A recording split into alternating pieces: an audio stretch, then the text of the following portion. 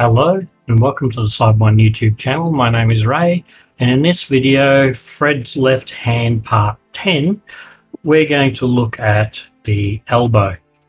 So one of the common questions that comes up from time to time is, how do you assemble the servo onto the forearm and get it calibrated?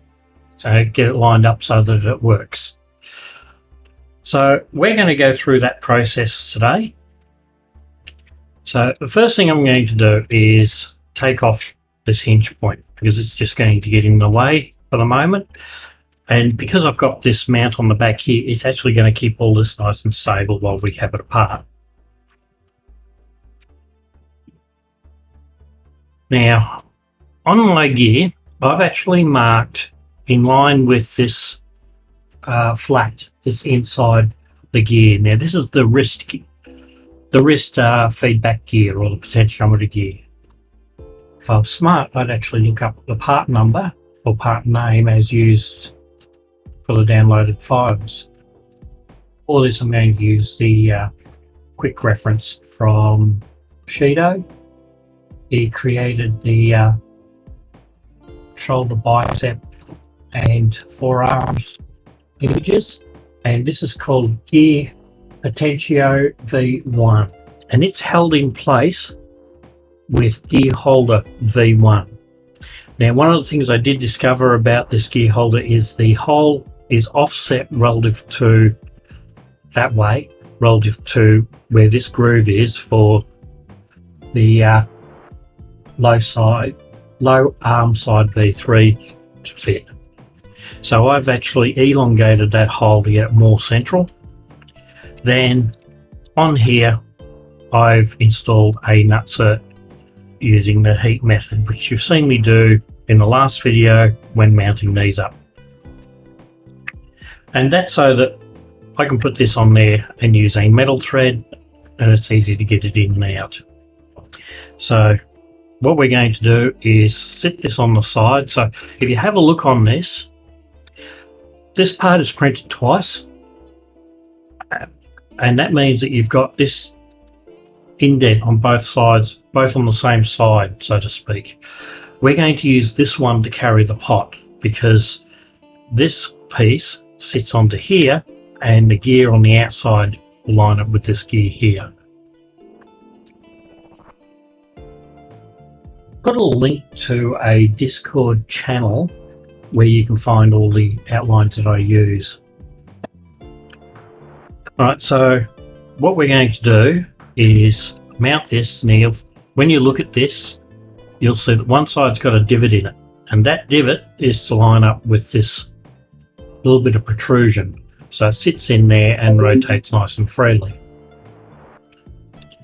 So we're going to sit that on the top there and slide it on. Once we've got that in roughly the right spot, we're going to use, in this case, it's a 10mm screw, M3,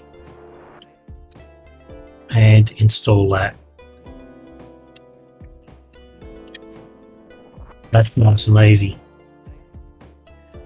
Now I'm going to rotate this round till our mark here is facing straight forward. There is method in my madness here. Now, before I get too far into that part, let's have a look at the servo. So this is a high-tech HS805BB servo, and I've already mounted it in here, but what I've done is I've pulled it apart, desoldered the motor off the board, and the earth terminal goes from the motor shield to the board. That's a hard one. You do need a lot of heat to desolder that one. And then I've removed the board to gain access to this little pot, which is in down the bottom. I've then extracted that and I've put new wires in to replace the wires. The wires I've used are somewhere in the order of 300 mil long. Right, so once you've done that and you've brought it back out through the same series of holes, you can put the board back on, solder the wires for the motor, because if you don't solder those, they don't work. so I found out the hard way. And then we're going to mount this so the pot goes throughout the back here, and so does our servo plug. And we're going to just feed it in. Now, it will connect up to, so I'd better show you that first. When you've assembled, and I think I've already done a video covering this part, when you've assembled this, you will have put this part in here. That's the piston Basentio version 2, and this is the piston anti-clock V2. I've taken the large disc horn that came with the servo. I have actually trimmed this one down, or filed this one down a little bit, and I've screwed this on, but I've made sure to put the screw that holds that onto the servo in there first. It will not come out. You will need, this is a size 0 Phillips screwdriver, and it has a fairly lengthy shaft on it, 100mm long, and you'll need that to go down the hole that's in the end of this piston to reach onto the screw to turn the screw. Once you've assembled all of that, you can then feed it in here. Now remember, to wind it in, it's anti-clockwise. So if you're having trouble screwing it in, check the settings on your slicer. The one that you're most interested in is going to be horizontal expansion. By default, they come set at 0.00. In most slicers, but not all, you'll probably need to set -0.15. You may have to adjust that up slightly, up or down from that value. Print out the calibrator parts first. I've shown these in the last video as well. When you print out the calibrator parts, you should be able to just slide those parts together without any trouble at all. If you can't slide them together, then your calibration is not right.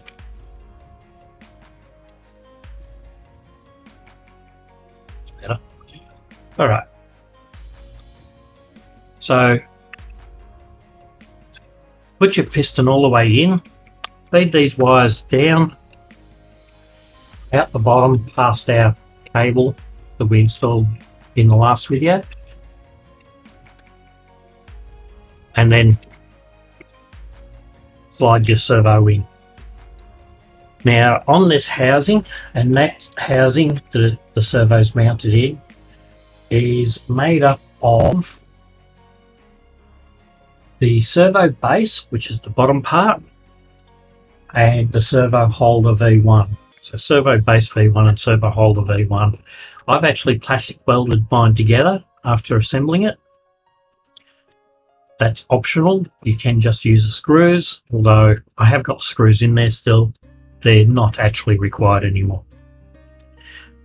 Once we've got those in place, and you'll note I have not installed it in there, I have not done up that screw yet, and there is a reason for that. We'll come back to that one shortly. I'm going to lay this down, and we're going to look at this pot. Okay, so I actually worked out where the middle of the range is and marked it with a bit of white paint to make it easier to see. And we're going to want that straight out facing across, and then we put it into the slot in here so that it slots into and it joins into our potentiometer gear. Right, so that's in the middle position right there. Now the next thing we need to do, I'm just going to poke that wire up through there. I will probably get some hot melt glue out shortly and use some hot melt glue to hold that potentiometer in place, and also to hold these wires down so they don't move and get pulled on. Now we are going to need that so we can get access to it, so we can plug it into this one down here later. This, by the way, is an extension cable that I've made that goes from the PCA 9685 down here, connected into port 6. Remember, it's all indexed from 0, so it's going to be the 7th motor on that device. Now we're going to rotate this around so we can actually see this little gear in here. Now to help see that gear, I'm just going to put a text mark on there so you can see it a little bit easier.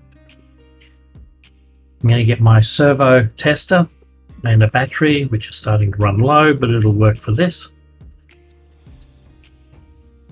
Aim for around about 1500 microseconds, so the middle of the range. Grab my servo wire and plug it in. Okay, so if we turn the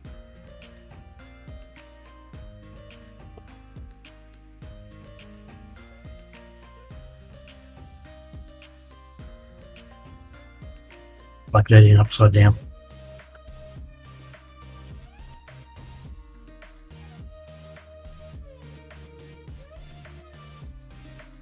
Try that again. So you'll see the servo turns when I adjust.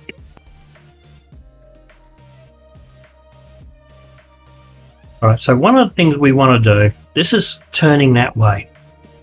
So anti-clockwise, which is going to try and screw it in. And this is why we don't connect it straight away. If we'd connected it up, it would drive in, and with nothing to drive this potentiometer down here for the feedback, it would have screwed in and broken something. So you don't connect that just yet. In theory, it would be trying to pull the arm up this way, and that's going to roll the pot down. And you can see that as I roll that pot down, it slows and stops. If we turn this, I'll try and get that into screen.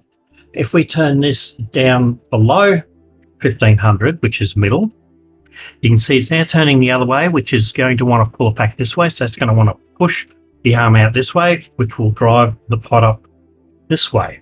And you can see it'll slow to a stop. And this is the feedback for this.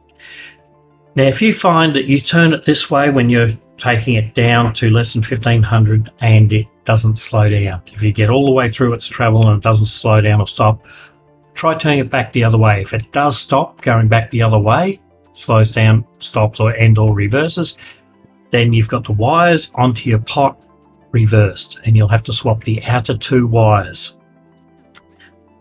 So let me grab me tweezers, pointers. So this wire and this wire here will need to be swapped if it is going the wrong way. All right, so with that, we know that we've got that roughly right. We know that when that is straight across, it's centered. So what we're going to do now, I'll come back to using that a bit later, is we're going to attach it to this.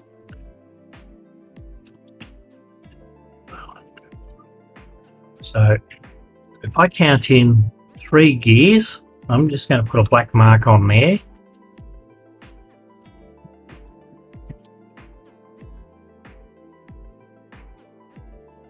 And when we've assembled it together, we want that black mark to go in between these 2 teeth just here.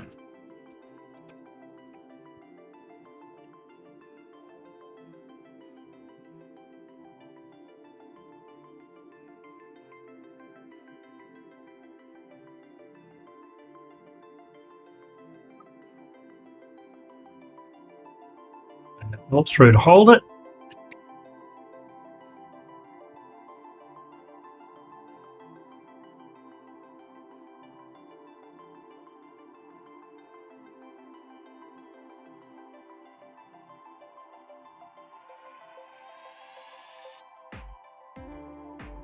And we'll put our nut in on the other side to make sure it doesn't come out.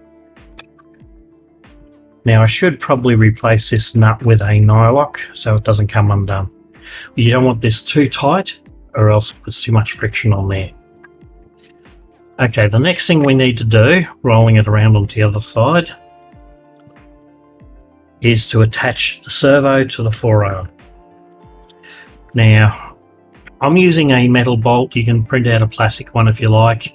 In any case, I've ground off a flat on one side so that it'll slide in here. If you don't, it'll get about that far and stop. And while that will work with a slightly longer bolt, I prefer this one. It's all the way in then. This bolt, incidentally, is 25mm long. If you're not planning on grinding off the flat, you'll probably want to go 30mm. So what we're going to do is take this servo and slide it into there so that the hole lines up, and then we can just simply put that through. Again, we put a nut on. This time I have got a nylock, and that will move up and down like so.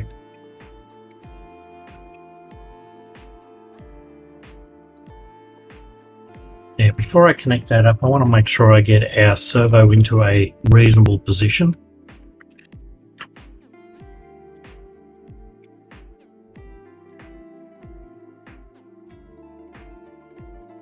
Because now we have feedback from the actual position. I want this one.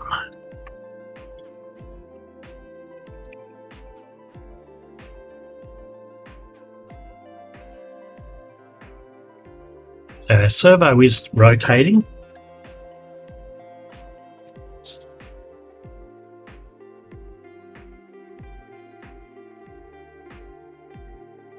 And for 1400, it's about there.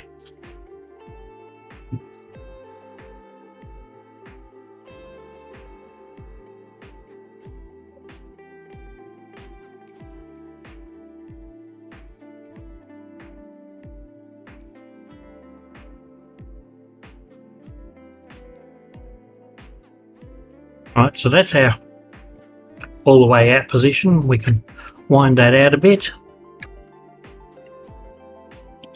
Our screw to line up. Put our screwdriver down in the end all the way through and start to do up our screw.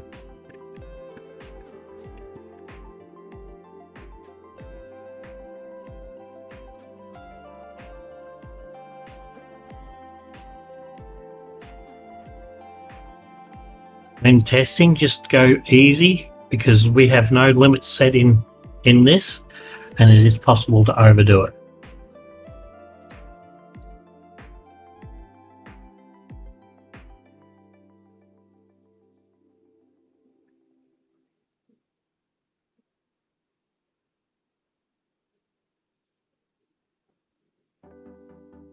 Right, so that's all there is to setting up the servo.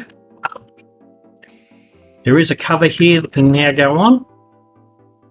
This just clips into place.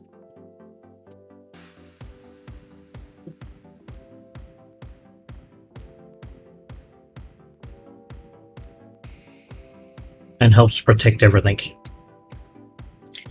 Now we can take this yellow servo wire, or yellow, red, black servo wire, plug it into our extension, making sure the wires match all the way through, and we have now got our next one done. Now we've got pink wire here, pink wire here. Make sure they line up with each other when you plug this one in.